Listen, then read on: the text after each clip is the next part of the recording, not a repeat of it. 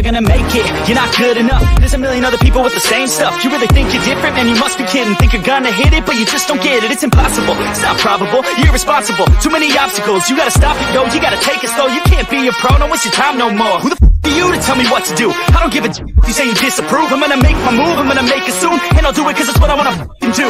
Cause all these opinions and all these positions, they come in millions. They blocking your vision. But no, you can't listen. That shit is all fiction. Cause you hold the power as long as you're driven. There's no way that you make it. And maybe you can fake it, but you're never gonna make it.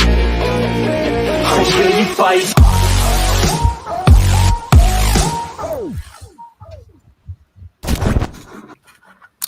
Hello and welcome to Game Day from the UK, another live Miami Heat UK preview show against tonight's game against the Orlando Magic. We've got three of us tonight, earlier start again. We've got Glenn Smith and John Jablonka. Glenn, how are you, sir? Doing well. Recovered from the other night now. We're all good. Yeah, I haven't really, but we'll get into that in a minute. John Jablonka, how are you, sir? Yeah, I'm doing great, thanks. Good stuff. Yeah, guys, what a way to come down, after the big opening night win against the Bucks to then lose in overtime to a back-to-back Indiana Pacers who had just come off of their own overtime victory, loss actually to the Wizards. That was a tough L. There was not much really to talk about. There was much positives, but there's going to be some bad L's through the season. We know this. John, that's going to be one of them, isn't it? Yeah, it definitely was. And going from 137 points against the Bucks to not even cracking 100, and that 90 took Tyler almost going for 30 attempts. It is concerning how bad we looked on offense without Lowry, and how quickly we went from looking great on offense to last year's offense. Absolutely, yeah. This was top of my notes, and I think it's what really everyone was saying is how bad the offense looked in the absence of Kyle. Glenn, as John just sort of alluded to there, we had 72 points at halftime against the Bucks. We got 91 through four quarters and overtime against the Pacers. So, yeah, it just shows you how big of a miss Kyle is, but it can't all be pinned down to that, can it? That's a pretty poor shooting night. No, I think just in general it was a poor night. I mean, you've got I'd question bringing in Gabe Vincent as the starting point guard when you've got Lowry missing. He went for 2 points over 36 minutes, and obviously it's not just about points, but as John touched on, we look like we've fallen back into the where's Dragic kind of offense of he's the man that's going to come down and get you a bucket, and I don't think Gabe Vincent isn't going to fill that role for us off the bench. So I'd personally look at moving Tyler to the starting one spot in that sense. And, again, you take losses like this, but when you compare it to preseason as well, when we had a few games without Kyle, we were much better. We were much better in those games. So maybe the cohesion between the first team and the second team just isn't there as much as just when you play a second team. Yeah, that's a good point. It's another one that's in my notes. I've just put Gabe Vincent ? And underlined it, because I don't really know what to say here, because I was actually talking about this before the game with my brother and my cousin, and I said, my biggest concern this season is if Kyle goes suddenly down for some time, and that has happened to Kyle. He can go down, and he can go down for long periods. That's my biggest concern, maybe, John, here is, what do we do? Do we move Tyler in, which we did start with last year, and it didn't really work? Do we go with a Gabe Vincent, which I didn't hate when I saw him was there, but Gabe's a good trier. He's got all the abilities apart from maybe the one thing that we need him for, which is probably to put the ball in the basket. So what would we do here? Say this happens and we lose Kyle for a prolonged period. Is that our biggest Achilles heel this season if we're going to have any success? Yeah, because I don't like the idea of having Tyler starting, because then who's going to be the bucket? Gabe's not going to be the bucket off the bench. And I don't think Tyler's still ready for that playmaking role either. He needs to be a bucket, and inserting him as a one won't help him. It will just change his role again, and I don't think he's ready for that. He just needs to be the spark plug off the bench. So if Lowry goes down, that will be a big problem, because forcing Butler into that initiator role didn't help either. He had many bad passes. the other, I think it had 4 turnovers, and all of them were just bad passes. Yeah, that was you'll come on to Jimmy now, Glenn, because that was another sort of concerning thing. It was a game that he should have really took that game by the scruff of the neck, and we never really saw that, did we? It was almost being a bit false. What did you make of Jimmy's performance? Well, I agree. Everything seemed like that. Whether it was only a year and a bit ago, but as we say, 2 seasons ago in the bubble, he was forcing stuff and it was going for him. But this season, now that I guess he's had to he's enjoyed taking a back step and relying on Bam a bit more, relying on Kyle to move the offense. And credit where credit's due, he did say, "Is like, do you know what? I just need to put the ball in the bucket more." And fair enough. It's game 2. We can't read into it too crazy amounts. But I agree with you. I think for him to step up in that situation, you'd expect like, all right, let's have Jimmy that we had a couple of years ago. You've had a good rest now. So yeah, I'd look to see him do more. Yeah, definitely. And but that game, we was behind for long periods of that game, but we came back, I think, sort of halfway through the third to take a lead. I think it was the third. And at that point, John, it should have been really kicked on. I then started to, because I was getting a bit concerned. We was never really out of reach. But when we took that lead, I think we took about a 5-point lead, 6-point lead, something, John. And I thought that from then maybe that was it. We'd calm down, we'd settle down, and that should ended up being relatively easy. But they just fair play to Indiana, and we can criticise Miami for a lot of things because it wasn't a natural night for us. We didn't look good offensively at all. But fair play to Indiana. I think it was one of them, and I put that in one of my sort of my closing tweets, is that you can't overshadow that was a great team performance from them, was it? Yeah, yeah. That first quarter, like we held them to like almost, I think, 10 points. Yeah, and 8 points. we got our rhythm back on our offense, took the lead, and then just the fourth quarter happened. It's almost like we just someone commented on my tweet that the defense was one of the reasons we lost as well, because Brogdon just got into rhythm. He struggled all night, and for some reason he just took over the fourth, got to the basket all the time. Sabonis also did his work, and then just overtime happened.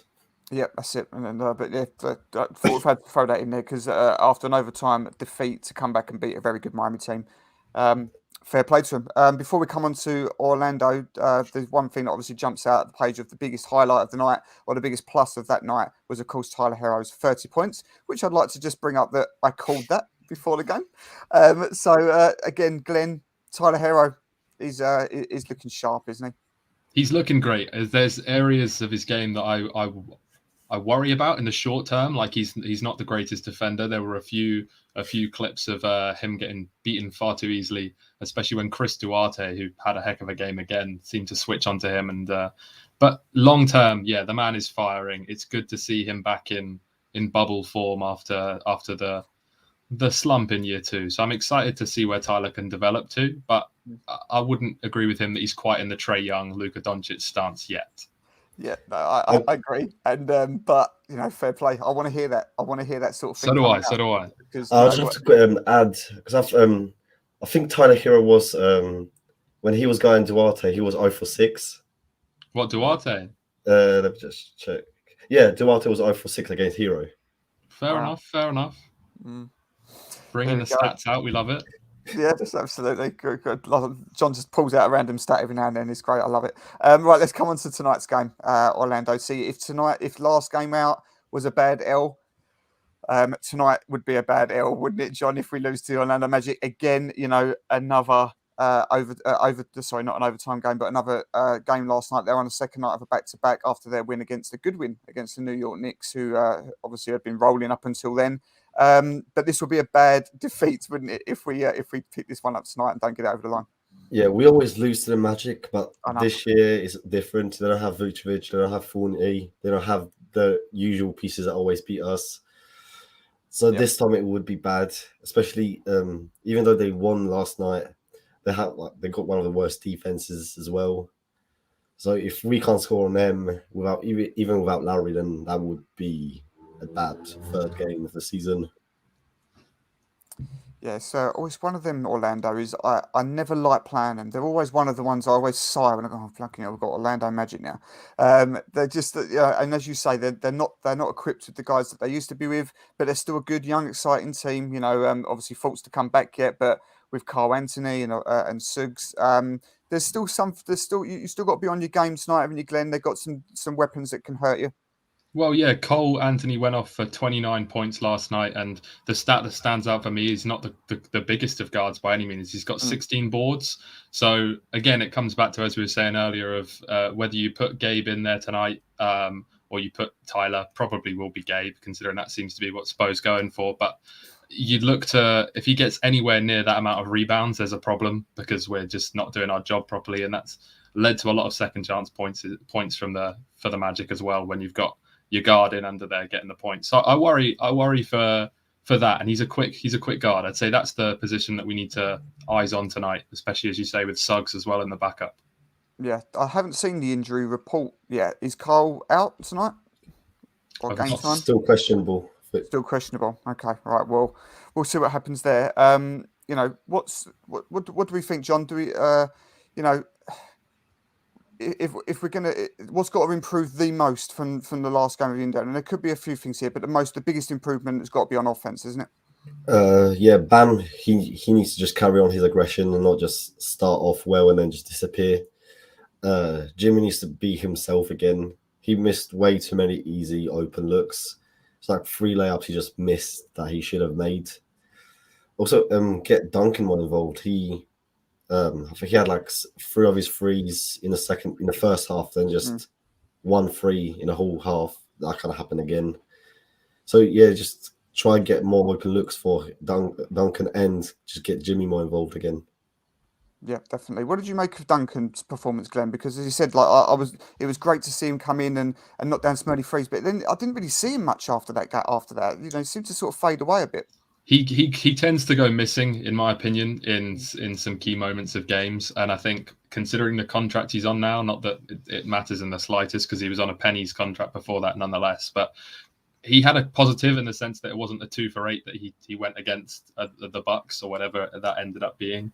But I agree, he seems to go missing a bit. I'd like to see him fired up a little bit more, just on a defensive end, almost take some qualities that PJ Tucker's been displaying, take the few more charges that he took in the last season. He's shown that he can do it. It would be nice to see him like really get gritty on the defensive end, and that's how I think he can really push his game forward. Yeah, awesome. So only a quick one tonight then, guys. We'll just go around with the usual predictions. Let's hope we're not talking next time out about a losing record. That will be pretty grim.